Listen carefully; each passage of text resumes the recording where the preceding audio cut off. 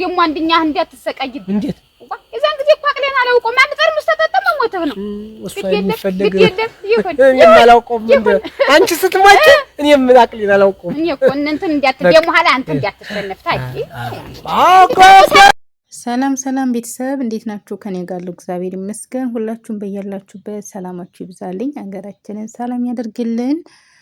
ሰሞኑን ጠፍቻለሁኝ፣ አልተመቸኝም ነበረ። ዛሬ ብቅ ብያለሁኝ። አጋጣሚ ንግስ ስንሄድ ልብኔል ላይ ያው በመንገድ ስንጓዝ ነው ይሄን የቀረጽኩት። በጣም ደስ የሚል ወቅት ነበረ።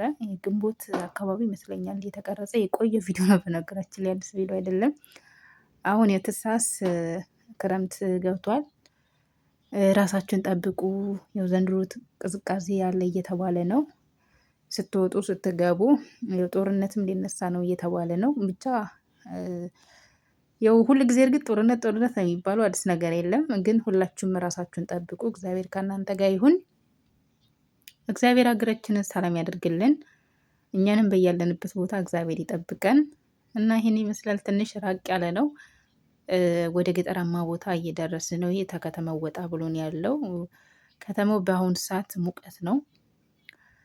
ወደዚህ ወደ ገጠሩ አካባቢ ደግሞ በጣም ነው ደስ የሚለው። ንፋስ አለ፣ ዛፍ ምናምን ስላለ አየሩ በጣም ነው ደስ የሚለው። ከተማ ላይ ደግሞ ያው ፎቅ ሰማይና ምድር ብቻ ነው የምታዩት እና የዛፍ ስር ስለሌለ ሙቀቱ ትንሽ ከበድ ይላል። በተለይ መጨረሻ ህንፃ ላይ የሆናችሁ 10ኛ 11ኛ ከዛ በላይ የሆናችሁ ሙቀቱ በጣም ከባድ ነው።